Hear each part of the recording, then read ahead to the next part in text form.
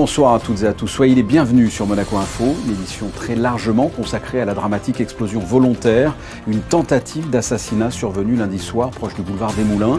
La réaction du ministre d'État durant la visite du souverain à la direction de la Sûreté publique et à la caserne de la Condamine cet après-midi. Les dernières informations du procureur général suite au point presse ce matin organisé par la direction des services judiciaires. Comment s'est réveillée la population et quels sont les sentiments face à ce drame au lendemain de cette tentative d'assassinat? Les réactions du président du Conseil national et du maire, sans oublier bien sûr le reste de l'actualité. Ce lundi, la principauté se préparait à rentrer progressivement dans le milieu de la soirée. Il est 20h58, une explosion retentit place des Moulins dans la rue Révérend Père Louis Frolat plus précisément. Un colis piégé explose au moment du passage de 3 personnes. 3 victimes rapidement prises en charge par les secours. Les policiers interviennent également très vite. Ces mêmes policiers et pompiers que le souverain vient de saluer ce mardi après-midi à la direction de la Sûreté publique et à la caserne du corps des sapeurs-pompiers de la Condamine. Une visite en présence du ministre d'État que je vous propose d'écouter au micro d'Alexandra Pagny. L'enquête se poursuit sous la responsabilité du procureur général ici à Monaco, en lien également avec les autorités judiciaires françaises, puisque le procureur de la République, près le tribunal judiciaire de Nice, a également ouvert un dossier, ce qui permet d'avoir également donc les éléments de son côté de poursuite de l'enquête, puisque l'auteur présumé des faits, d'après les éléments de la vidéosurveillance, a quitté la principauté par des escaliers le conduisant vers Beau-Soleil. Nous avons bon espoir que l'enquête puisse progresser, mais ce sera naturellement le moment venu au procureur général de s'exprimer sur ce plan-là. L'état de santé des victimes, pour 2 d'entre elles, inspire moins d'inquiétude. En revanche, il reste toujours malheureusement une des victimes qui a été soignée hier soir à l'hôpital, dont l'état inspire les plus grandes inquiétudes, puisque malheureusement c'est elle qui avait été la plus gravement victime de cette explosion hier soir à 20h58. Et enfin, pour ce qui concerne les mesures mises en œuvre dans la principauté pour permettre d'en renforcer la sécurité. Vous l'aurez peut-être constaté, il y a, suite à une réunion que nous avons tenue ce matin à l'hôtel du gouvernement avec l'ensemble des services pour le Conseil national de sécurité, un renforcement des mesures de surveillance de la voie publique, une présence dissuasive de fonctionnaires de la sûreté avec des armes longues aux entrées est et ouest de la principauté, avec une surveillance également de la frontière nord vers Beau-Soleil qui sera renforcée. Nous avons sollicité dans cette perspective des moyens mobiles de la part du ministère de l'Intérieur à Paris, et puis des mesures également de renforcement de la sécurité des événements qui doivent se dérouler dans la principauté. Je pense en particulier ce soir à l'exposition du Grimaldi Forum, au jumping qui se déroulera à partir de vendredi. Et nous aurons en permanence l'occasion de réévaluer la situation pour permettre d'adapter le dispositif de sécurité. Je suis naturellement très prudent en m'exprimant ainsi parce qu'il s'agit de l'enquête judiciaire. C'est en tout cas ce que les éléments permettent de constater, c'est-à-dire une personne qui est présumément l'auteur des faits, qui repère les lieux et qui surveille la famille qui est visée par cette tentative d'assassinat. Et il y a donc, je crois aussi, à tenir compte de ces circonstances et naturellement, plus que jamais, les services publics, les services de la sûreté publique assureront la sécurité des Monégasques et des résidents. Assurer la sécurité des Monégasques et des résidents, une sécurité assurée en premier lieu lundi soir par les sapeurs-pompiers intervenus très rapidement, comme vous allez pouvoir l'entendre dans cette interview du chef de corps des sapeurs-pompiers de Monaco et du commandant supérieur de la force publique. On prend effectivement le premier appel 20h59 exactement, et le premier véhicule arrive sur les lieux à 21h05. Donc c'est le premier véhicule de secours qui arrive, et après ça se suit dans les minutes après, tout monte en puissance, puisqu'en fait on prend conscience rapidement avec les nombreux appels, parce qu'on a beaucoup d'appels, que l'intervention elle est importante, qu'elle est réelle et qu'il y a beaucoup de victimes. Donc on s'attendait même à avoir plus de victimes parce que les gens sont paniqués, donc ils ne voient pas trop, ils voient beaucoup de monde, ça crie, et du coup on monte en puissance très rapidement, quoi. C'est un peu la stratégie de réponse opérationnelle de la principauté, c'est de répondre rapidement et massivement. Donc là, on a vraiment tout envoyé. Et puis après, au fur et à mesure, on récupérait les véhicules s'il n'y avait pas besoin, ou on en renvoyait par rapport à des thématiques, puisqu'il y avait le secours à personne. Mais il fallait rapidement évacuer la problématique, le lever de doute sur le risque technologique, parce qu'on ne savait pas si c'était une bombe conventionnelle ou une bombe sale. Et puis après, on a envoyé des spécialistes pour Puisqu'il y a eu explosion, il y a eu atteinte aux structures, donc sur le risque bâtimentaire, pour savoir si on pouvait rentrer dedans. Voilà. Donc en fait, il y a tout un tas de spécialités qui se mettent autour. Il n'y a pas que la partie incendie et la partie secours à personne. Il y a aussi des spécialistes qui interviennent pour pouvoir sécuriser l'ensemble de l'intervention. Au vu de la situation, il a été décidé donc de déclencher ce qu'on appelle le plan GVIM et de changement de posture, on est passé en mode de suivi. Donc c'est tout nouveau, c'était mis en œuvre en plus fatalité hier. Donc il a été décidé de mobiliser, je dirais la cellule de crise qui s'est positionnée à proximité du CGCOS des sapeurs-pompiers, qui était la force menante au début de l'action. Qu'en est-il de cette affaire, de ce drame ? Eh bien, ce matin, le procureur général a organisé un point presse. Sait-on à ce stade qui sont les victimes ? Dans quel état sont-elles ? En sait-on plus sur le suspect ? En résumé, où en est l'enquête ? Les réponses dans ce reportage de Vanessa Dessy. Selon les premiers éléments de l'enquête, les autorités monégasques écartent à ce stade la piste terroriste. En revanche, l'enquête de flagrance, ouverte pour tentative d'assassinat et dépôt d'engins explosifs sur la voie publique, est menée par la police judiciaire de la sûreté publique et la police technique et scientifique, en étroite coordination avec les autorités françaises. Les investigations privilégient l'hypothèse d'un auteur ayant agi seul, toujours en fuite après s'être échappé à pied. 3 membres d'une même famille ukrainiennes ont été blessées dans l'explosion, ainsi que 2 victimes collatérales touchées par des projections de verre. Parmi les blessés figurerait le résident monégasque depuis 2021, Vadim Ermolaev. Même si cette information n'a pas été confirmée lors du dernier point de presse du procureur général de Monaco, le pronostic vital de la victime n'est plus engagé ce matin. Celui de son épouse reste préoccupant, tandis que leur enfant âgé de 13 ans, opéré dans la nuit, est hors de danger. Une information judiciaire devrait être ouverte dans les prochaines heures. Le cadre juridique de l'enquête que nous avons confiée à la sûreté publique, à la police judiciaire, c'est une enquête de flagrance, ouverte des chefs de tentative d'assassinat et de dépôt sur la voie publique de substances ou engins explosifs. Ça n'est donc pas une qualification terroriste, et j'insiste là-dessus, nous n'avons pour l'instant pas les éléments pour retenir cette qualification. Je suis cependant en lien avec le procureur de la République antiterroriste français, qui a déjà proposé ses services, et nous serons en cours d'évaluation par la suite pour voir si nous avons besoin de leur assistance. La coopération avec Nice se poursuit aussi de façon tout à fait opérationnelle. Nice et les autorités françaises en général, puisque nous avons des aides aussi en matière de police technique et scientifique et d'explosifs notamment. L'enquête va se poursuivre, elle se poursuit déjà et toujours. Les enquêteurs étaient sur place jusqu'à 6 h ce matin, ils ont repris les investigations dès 8 h, donc ils n'ont pas dormi beaucoup et je tiens ici à noter leur disponibilité. Il y a eu énormément de personnes qui se sont transportées sur les lieux. Ils ont été très efficaces et très rapides et ils continuent à l'être. Ça se poursuivra a priori dans le cadre d'une information judiciaire que je pense ouvrir d'ici demain et nous verrons par la suite quels sont les développements de cette enquête. Voilà, j'espère que la personne qui est encore en urgence absolue et dont le pronostic vital est engagé va pouvoir s'en sortir. Et puis je souhaite bon rétablissement aux autres victimes. Et suite aux événements tragiques d'hier au soir, c'est la stupeur du côté de la population qui réagit.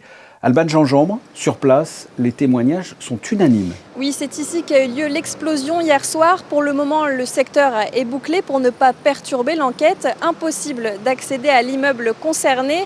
Plus globalement, sur Monaco, on s'aperçoit que la sécurité a été renforcée. Les policiers sont armés plus lourdement.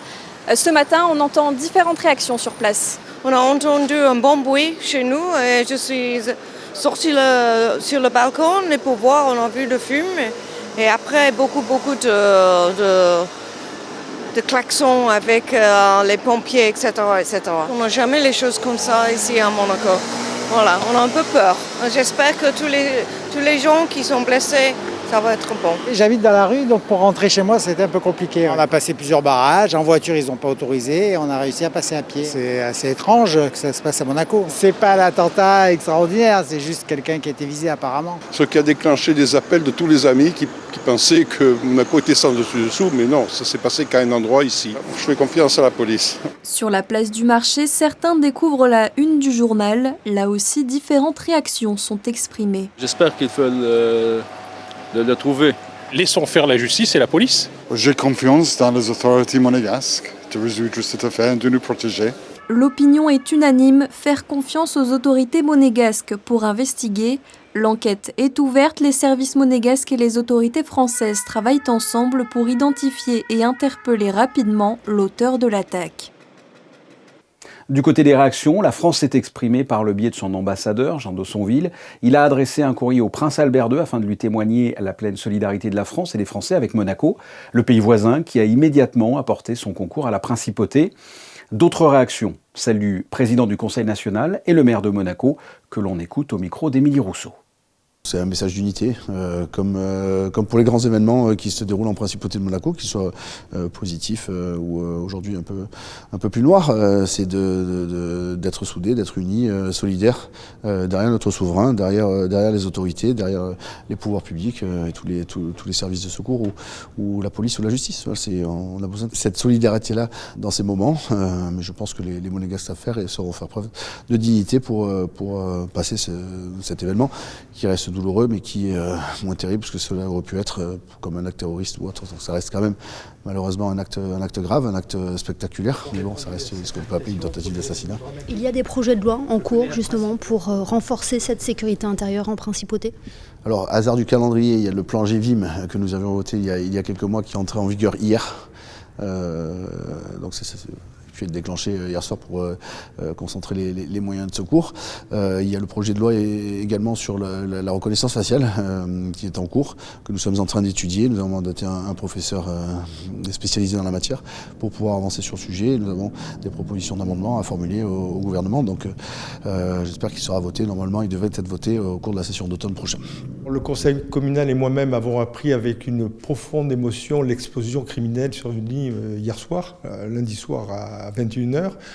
Nous adressons bien sûr nos pensées les plus sincères aux victimes, à leurs proches et à toutes les personnes qui ont pu être touchées par ce drame.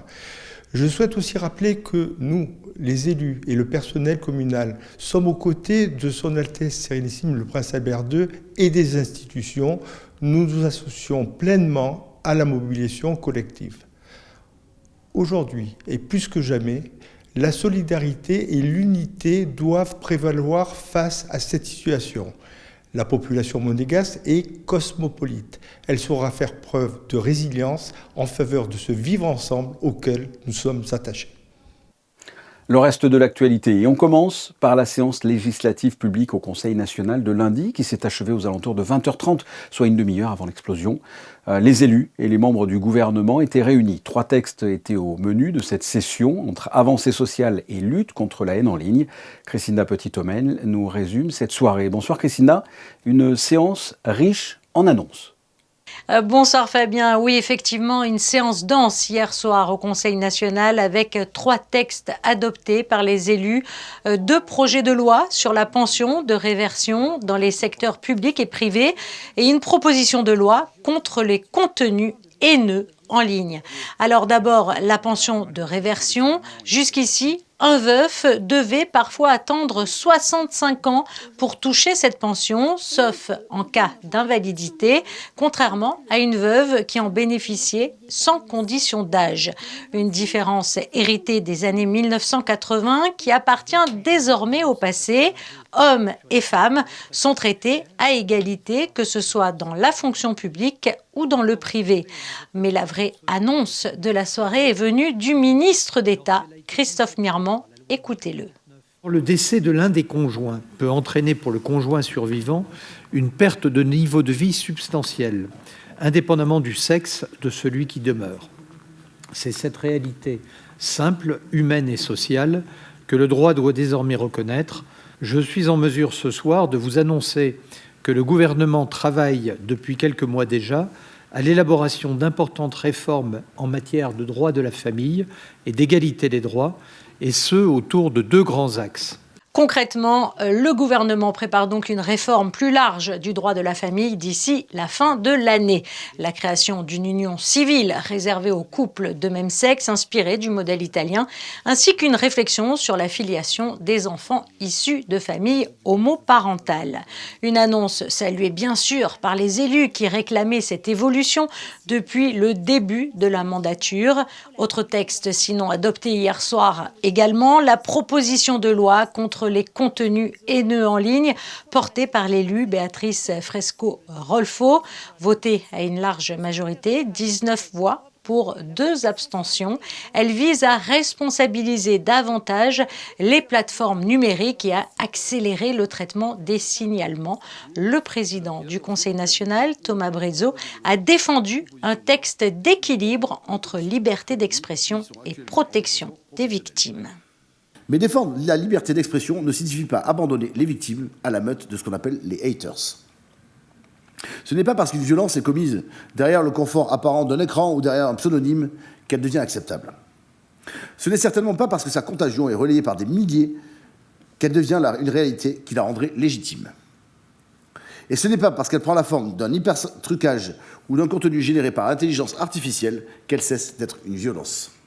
3 textes donc qui marquent ainsi une étape importante pour l'égalité des droits à Monaco, avec déjà à l'horizon la prochaine réforme annoncée pour la fin de l'année, Fabien. Merci Christine Dahl. L'automobile s'expose tout l'été au Grimaldi Forum. Une plongée dans plus de 130 ans d'histoire à travers des modèles d'exception, des archives inédites et des trésors rarement dévoilés, comme vous l'explique Vanessa Dessy sur des images de Camille Caloni. Prévue en 2020 puis reportée à cause de la pandémie, cette exposition voit enfin le jour. La sélection des véhicules a été particulièrement exigeante pour retracer 130 ans d'histoire, un thème qui s'est imposé comme une évidence tant Monaco et l'automobile sont intimement liés. C'était une exposition qu'on avait imaginée en 2020 parce que 2020 c'était les 20 ans du Grimaldi Forum. On a augmenté de pratiquement une quinzaine de voitures le nombre de véhicules qui étaient supposés être dans l'exposition de 2020. Et puis, je dirais qu'on a amélioré un certain nombre de choses. Notamment, on a sélectionné des voitures pour avoir une répartition chronologique qui soit la plus pertinente et la plus représentative d'un siècle de l'histoire automobile. Il faut savoir qu'il y a 53 véhicules historiques dans cette exposition. Il n'y a pas 53 prêteurs, mais pratiquement. C'est vous dire la difficulté qu'il y a à trouver ces véhicules et les véritables véhicules. Voitures de légende, modèles rares et pièces inédites, l'exposition réunit une sélection exceptionnelle qui témoigne de toute la richesse du patrimoine automobile lié à la principauté. Il y a un noyau central qui est constitué par le rallye et le Grand Prix et évidemment aussi tous les autres événements automobiles, les concours d'élégance. Donc on crée des chapitres par thématique. Là, derrière moi, nous avons un chapitre en soi avec une seule voiture qui est la Rolls-Royce Silver Wraith du mariage princier. C'est un peu comme un roman. On va raconter une histoire et on peut, dans certains cas, changer l'ordre des chapitres, mais pas toujours.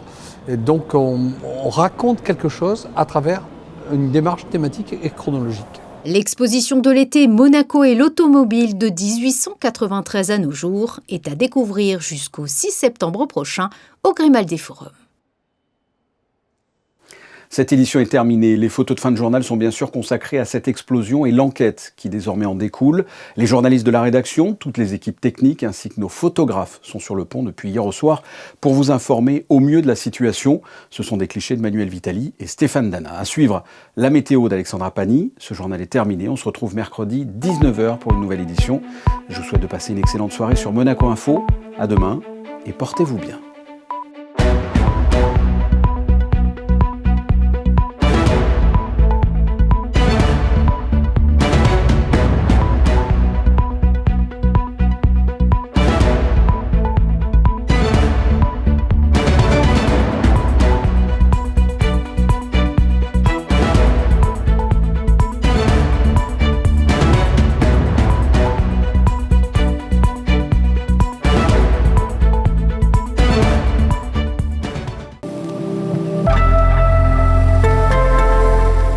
Bonsoir à toutes et à tous. Pour les prévisions météo de ce mercredi 1er juillet, des températures encore caniculaires sont attendues avec 31 degrés d'annoncés au plus chaud de la journée et un ciel largement ensoleillé. Quelques passages nuageux sont à prévoir tout de même dans l'après-midi et en début de soirée.